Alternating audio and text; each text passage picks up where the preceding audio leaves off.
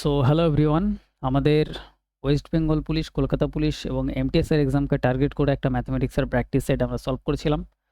আজকে আমাদের ডে 37। এর আগে আমাদের 36টা ক্লাস কমপ্লিট হয়ে গেছে।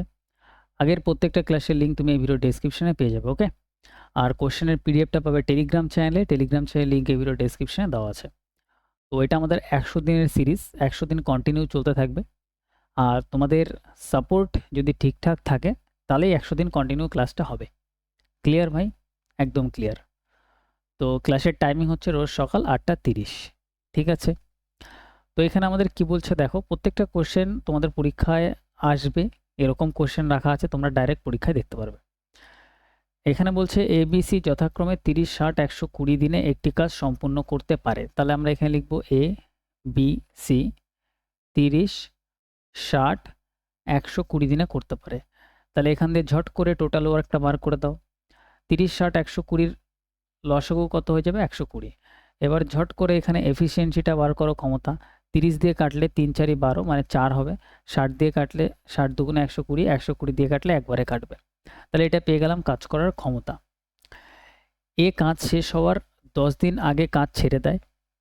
এ কাজ শেষ হওয়ার 10 দিন আগে কাজ ছেড়ে দেয়, তার মানে এ এর 10 দিনের কাজটা এখানে বার করো। এ একদিনে করতে পারে 4 ইউনিট কাজ, 10 দিনে করতে পারবে 4 × 10, 40টা কাজ।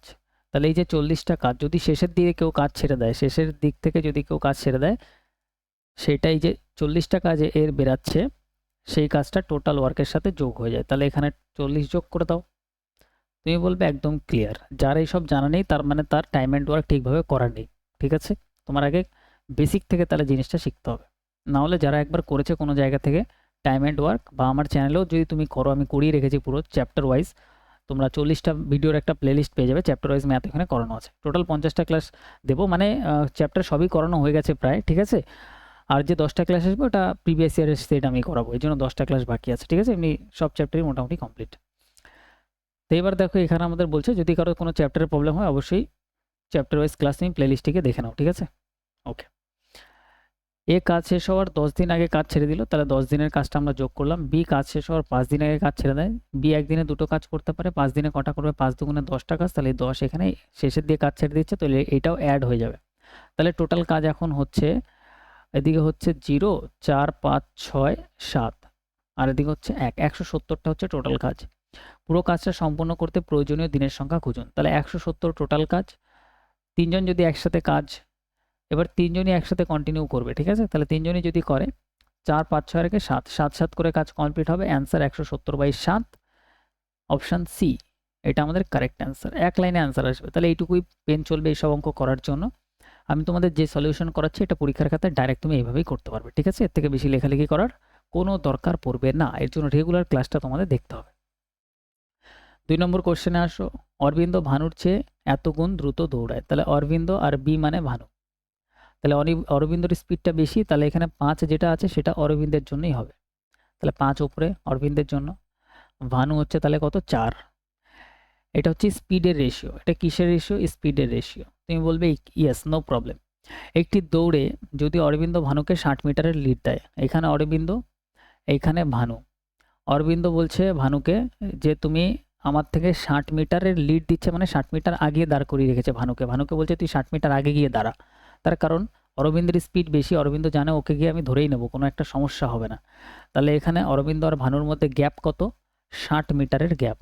ভানুকে অরবিন্দ 60 মিটার আগে দাঁড় করিয়ে রেখেছে, 60 মিটারের লিড দিয়েছে। ধরো দুজনের দৌড় প্রতিযোগিতা, একজন আরেকজনকে বলছে তুই আমার থেকে 60 মিনিট আগে গিয়ে দাঁড়া, তারপর আমি তোকে ধরছি, দাঁড়া পিছন থেকে গিয়ে। তাহলে শুরুর বিন্দু থেকে মানে এই পয়েন্ট, শুরুর বিন্দু থেকে দূরত্বটি খুঁজে বের করুন যেখানে উভয় দেখা করবে। তাহলে উভয় কোনো একটা জায়গায় গিয়ে পুরো মিট করবে, এই জায়গায় ধরো। তাহলে এখান থেকে পুরো ডিস্টেন্সটা আমাদের এখানে বার করতে হবে। তাহলে এটা অ্যাকচুয়ালি রেসের কোশ্চেন, পরীক্ষায় আসে রেসের কোশ্চেন। যদিও প্রিভিয়াস ইয়ারে তোমরা যদি খুব একটা দেখো, রেস খুব একটা দেখতে পারবে না, তারপরেও এই বছর রেসের অঙ্ক মানে এরকম টাইপের কোশ্চেন আসার প্রচুর সম্ভাবনা আছে। তাই এগুলো করে যেতে হবে, আর এই অঙ্ক একদম ইজিলি হয়ে যায়। তাহলে এখানে এবার আমাদের দেখতে হবে যে রেসের অঙ্কতে মাথায় রাখবে স্পিড আর ডিস্টেন্সের রেশিও সেম হয়, কারণ যার স্পিড বেশি সে বেশি দূরত্ব যাবে, দুটোই সেম। তাহলে এখানে স্পিড আর ডিস্টেন্স হয়ে গেল সেম রেশিওতে। তুমি বলবে ইয়েস, নো প্রবলেম। এবার দেখো এদের দুজনের মধ্যে ডিস্টেন্সের গ্যাপ ইউনিটে কত? 5 আর 4 এর গ্যাপ 1 ইউনিট। তুমি বলবে ইয়েস, 5 আর 4 এর গ্যাপ 1 ইউনিট। আর এখানে আমরা দেখতে পাচ্ছি ডিস্টেন্সের গ্যাপ কত, 60 মিটার। তাহলে আমরা বলতে পারি এই 60 মিটার যেটা আমাদের অঙ্কতে গ্যাপ দেওয়া আছে সেটা আমাদের এখানে 1 ইউনিটের ভ্যালু, তাহলে 1 দিয়ে ভাগ। এবার আমাদের অঙ্কতে বলবে পুরো টোটাল রেসটা কত। টোটাল রেসটা হচ্ছে যে একদম বেশি যেটা বেশি যে দূরত্ব যাচ্ছে সেটাই হচ্ছে টোটাল রেসের অ্যাকচুয়াল রেস হয়ে যায়। তার মানে 5 আর 4 এর মধ্যে কার ভ্যালু বড়, 5 এর ভ্যালু বড়, তাই 5 হচ্ছে টোটাল রেস হয়ে যাবে, 5 ইউনিট টোটাল রেস, তাহলে 5 দিয়ে গুণ করে দাও।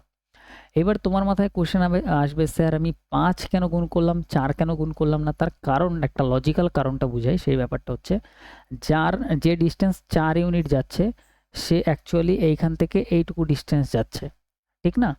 কারণ এর স্পিডটা কম, এ 4 ইউনিট ডিস্টেন্স যাচ্ছে। আর যে 5 ইউনিট যাচ্ছে সে পুরো প্রথম দিয়ে শেষ পর্যন্ত 5 ইউনিট ডিস্টেন্স যাচ্ছে। তাহলে টোটাল রেসটা কোন জায়গা দিয়ে আমি নেব, এইখান থেকে এইটুকু, নাকি আমি নেব হচ্ছে পুরো প্রথম থেকে শেষ পর্যন্ত? তুমি বলবে প্রথম থেকে শেষ পর্যন্ত টোটাল রেস। তাহলে টোটাল রেস নেওয়ার জন্য আমাদের বড় ভ্যালুটাই নিতে হবে, তাই আমরা 5 দিয়ে গুণ করলাম। ক্লিয়ার? ডিফারেন্স নাও, বড় ভ্যালু দিয়ে গুণ করো। 5 6 30, 300 মিটারের রেস, অঙ্ক খতম। এক লাইনের অঙ্ক এগুলো, এইটুকুর অঙ্ক। বাকি তো বোঝানোর জন্য, যেহেতু এই রেসের অঙ্ক তোমরা হয়তো করোনি কেউই, এর জন্য আমি ডিটেলসে বলে দিলাম ভান্ডা। ক্লিয়ার? এরপরে এরকম টাইপের কোশ্চেন দেখবে আর 1 সেকেন্ডে অ্যান্সার বলবে। নেক্সট পরেরটাতে আসি।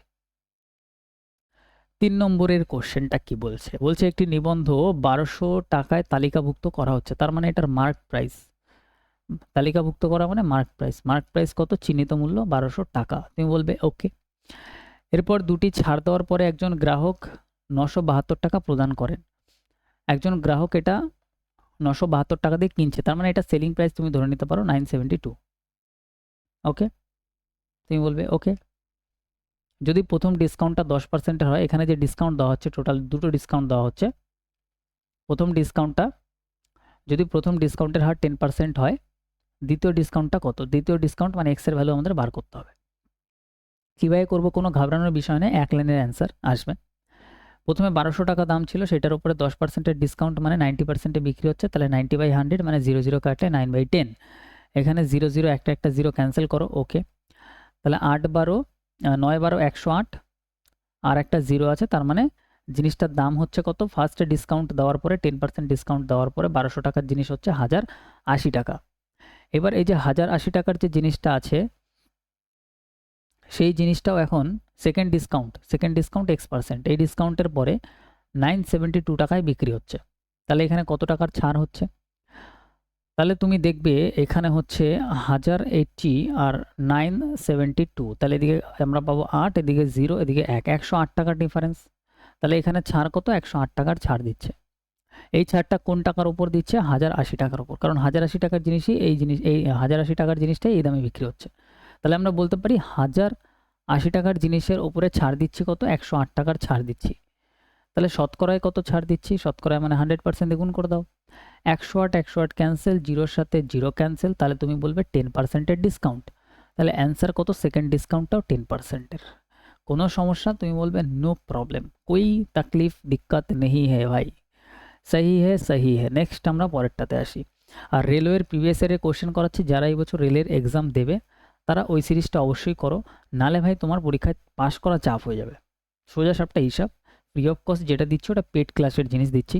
অবশ্যই রেলের সিরিজটা ফলো করো, চোখ মুখ বন্ধ করে রেলের এক্সাম দিলে ওটা ফলো করো, নালে পাশ করাই ডিফিকাল্ট হয়ে যাবে, পরীক্ষার খাতায় ধোয়া ধোয়া দেখবে নালে।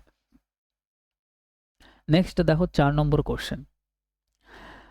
5 এবং 12 এর তৃতীয় অনুপাতের সাথে, তাহলে 5 আর 12 তৃতীয় অনুপাত কত হবে? 5 আর 12 তৃতীয় অনুপাত আমি ধরলাম x। এটার সাথে 5, 8 আর 9 এর চতুর্থ অনুপাত আমি ধরলাম y। এইটার অনুপাত বার করো, তার মানে এইটার সাথে এইটার অনুপাত বলতে হবে। তাহলে এখান থেকে x, এখান থেকে y এর ভ্যালু বার করো। x এর ভ্যালু বার করার জন্য বাইরে বাইরে গুণ, মানে 5x ইকুয়াল টু 12 ভিতরে একটাই আছে, তাহলে 12 12 গুণ হয়ে যাবে, 12 12 এটা হয়ে যাবে 144। 5 এই পাশ থেকে এই পাশে এসে তলায় গিয়ে বসলে বাই 5, x এর ভ্যালু কত? 144/5। y এর ভ্যালু কত হচ্ছে? এখানে দেখি y এর সাথে 5 এর গুণ হবে, এটা হবে 5y ইকুয়াল টু 8 আর 9 গুণ হবে 8 9 72। 5 এই পাশ থেকে ওই পাশে গেলে তলায় গিয়ে বসবে। তাহলে x এর ভ্যালু কত পাচ্ছি? 144/5 ইস টু y এর ভ্যালু কত পাচ্ছি? 72/5। 5 5 ক্যান্সেল, 72 অক্ষে 72, 72 দুগুণে 144, 2:1। তুমি বলবে অ্যান্সার হয়ে গেছে 2:1, অপশন সি কারেক্ট। कोई दिक्कत तकलीफ नहीं है। नेक्स्ट পরেরটায় আসো।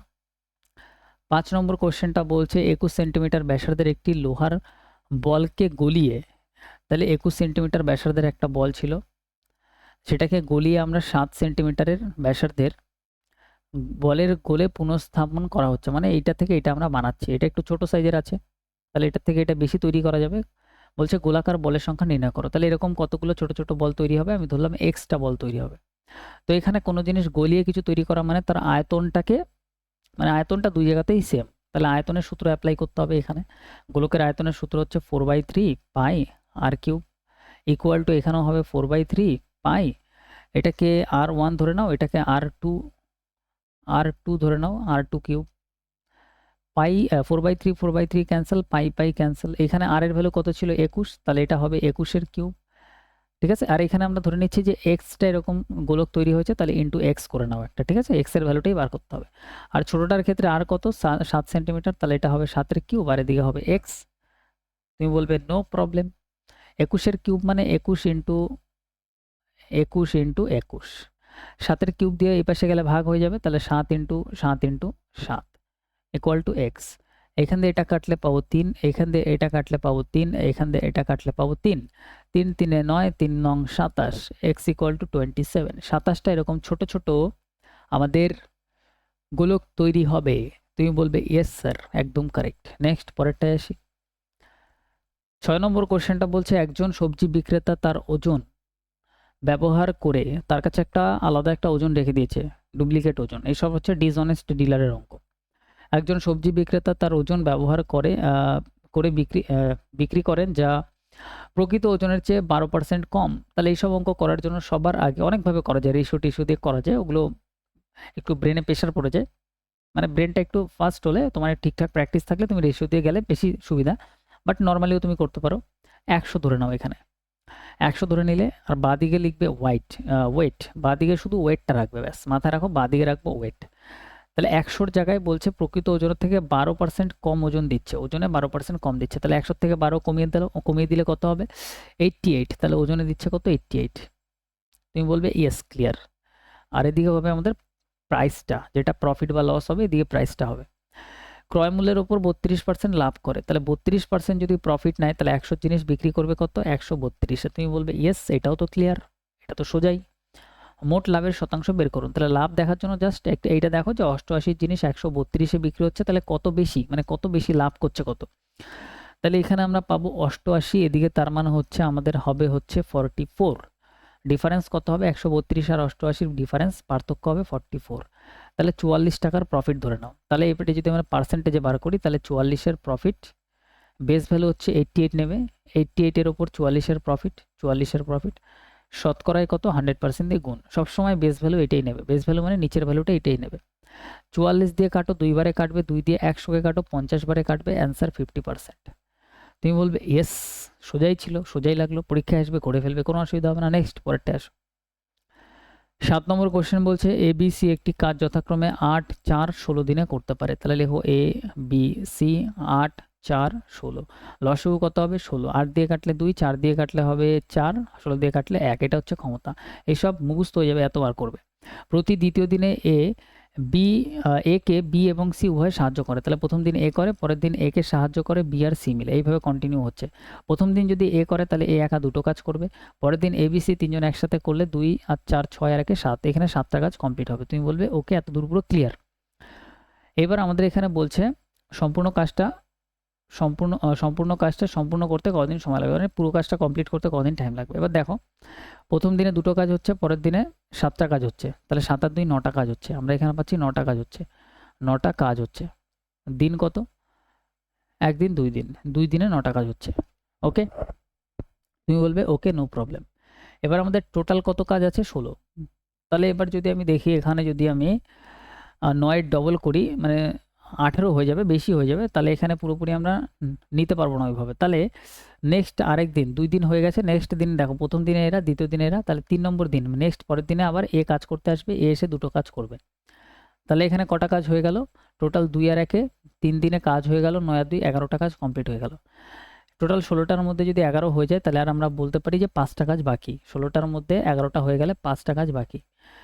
আর এই 5টা কাজ করতে নেক্সট দিন এরা আসবে এবিসি একসাথে। এবিসি একসাথে আসলে একদিনে 7টা কাজ করতে পারে। তাহলে 5-এর থেকে 7 বড়, তাহলে 7টাকে জাস্ট নিচে লিখে দাও। ওকে, তুমি বলবে ওকে। আর এটা হচ্ছে আমাদের, তাহলে এটা ডাইরেক্ট দিন চলে আসবে, এত দিন। আর আমাদের আগে কত কাজ হয়েছিল 3 দিনের, তাহলে এখানে সামনে 3টা বসিয়ে দাও। তাহলে এটাই আমাদের অ্যান্সার। এবার অ্যান্সার আমাদের যেহেতু এইভাবে নেই, তাহলে আরেকটু ক্যালকুলেট করি। 3 সাথে 21, 21 আর 5 আমাদের এখানে হয়ে যাবে হচ্ছে 26। তুমি বলবে ওকে 26 হবে। আর নিচে আমাদের 7 আছে, তাহলে 7 হবে 26/7। Option A is correct. ভালো অঙ্ক, ঠিক আছে। নেক্সট আমরা পরেরটাতে আসবো। 8 নম্বর কোয়েশ্চেনটা বলছে 3-এর প্রথম 10 গুণের, মানে 10টি গুণিতকের মাল্টিপল, ফার্স্ট 10 মাল্টিপল অফ 3। তার মানে প্রথমে 3-এর মাল্টিপল কত হবে? 3ই হবে, 3 অক্ষে 3, 3 দুগুণে 6, 3 3-এ 9, 3 4-এ 12, এইভাবে যেতে থাকবে 10 অবধি, 3 10-এ 30 অবধি যেতে থাকবে। এবার এইটার আমাদের গড় বার করতে হবে, অ্যাভারেজ। কীভাবে বার করবে? তুমি কি এইভাবে সব যোগ করে করবে? না, তুমি ডাইরেক্ট করবে।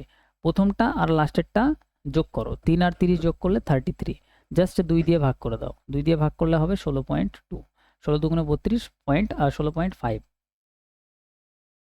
তাহলে আমাদের অ্যান্সার হচ্ছে অপশান ডি, ডাইরেক্ট অ্যান্সার।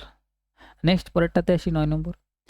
বলছে একজন ব্যক্তি একই দামে দুটি জিনিস ক্রয় করেছেন, দুটো জিনিস একই ক্রয় করেছেন, মানে কস্ট প্রাইস সেম।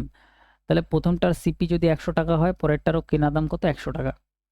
একটি 10% লাভে বিক্রি করেছেন, 10% লাভে প্রথমটা বিক্রি করেছেন, তার মানে সেলিং করেছেন 110-এ। অন্যটি 5% ক্ষতিতে বিক্রি করেছেন, তার মানে বিক্রি করেছেন কত? 95-এ। আর যদি দুটি বিক্রয় মূল্যের পার্থক্য 60 টাকা হয়, বিক্রয় মূল্যের পার্থক্য কত? এদিকে 95 আর এদিকে 110, তার মানে 15-র পার্থক্য। তাহলে এই পার্থক্য 15-র ভ্যালু আমাদের দেওয়া আছে 60। তাহলে 60 যেটা পার্থক্য আমাদের অঙ্কতে দেওয়া আছে, সেটা আমাদের এখানে 15 ইউনিটের ভ্যালু। তাহলে 15 দিয়ে ভাগ। তুমি বলবে ইয়েস। তাহলে দুটি জিনিসের ক্রয় মূল্যের সমষ্টি কত? দুটির ক্রয় মূল্যের যোগফল, তার মানে 100 100 কত? 200। তাহলে 200-র ভ্যালু বার করার জন্য 200 দিয়ে গুণ, 60 দিয়ে 15 দিয়ে কাটলে 4 15 60, 4 × 200 মানে এটা হয়ে যাবে 800। তাহলে অ্যান্সার আমাদের কত? 800। Option B correct. কিছু ছিল না, জাস্ট একটু কনসেপ্ট। 10 নম্বর কোশ্চেনে আসি। 550 মিটার এবং 650 মিটার দৈর্ঘ্যের দুটি ট্রেন যথাক্রমে 68 কিলোমিটার প্রতি ঘন্টা এবং 40 কিলোমিটার প্রতি ঘন্টা বেগে বিপরীত দিকে একে অপরের সমান্তরালে চলছে। No problem. যখন দুটো ট্রেনের আলাদা আলাদা দৈর্ঘ্য আছে, তখন একে অপরকে যখন মানে ট্রেনগুলো ক্রস করবে, তার মানে তার নিজের দৈর্ঘ্যটা যাবে। এখানে বলছে কত সময়ের মধ্যে তারা একে অপরকে অতিক্রম করবে। তো অতিক্রম করার এইটা অঙ্ক যদি তোমার একটুখানি ঠিকঠাকভাবে বেস ক্লিয়ার থাকে, তুমি অঙ্ক পড়েই বুঝে যাবে যে অঙ্কতে কী জানতে চাইতে পারে। তাহলে দুটো ট্রেন একে অপরকে যেভাবেই ক্রস করুক না কেন, তাদের এই দৈর্ঘ্যটা এখানে যোগ হয়ে যাবে। তাহলে যোগ হলে কত হবে? 1200 মিটার। টোটাল দৈর্ঘ্য কত হয়ে যাচ্ছে? 1200 মিটার। ওকে, 550 আর 650 1200 মিটার। দুটোর স্পিড কত? এখানে বলছে এত কিলোমিটার প্রতি ঘন্টা বেগে বিপরীত দিক। যদি বিপরীত দিকের থেকে আসতে থাকে, একে অপরের বিপরীত দিক থেকে, মানে একটা দিক থেকে, তাহলে স্পিড যোগ হয়ে যায়। একটা স্পিড 68 আর একটা স্পিড 40, তাহলে অ্যাকচুয়ালি স্পিড হয়ে যাবে 108 কিলোমিটার পার আওয়ার। এবার আমাদের এখানে বলছে কত সময় অতিক্রম করবে। টাইম ইকুয়াল টু আমরা জানি ডিস্টেন্স বাই স্পিড। স্পিড কত? 108, তাহলে ডিস্টেন্সকে 108 দিয়ে ভাগ।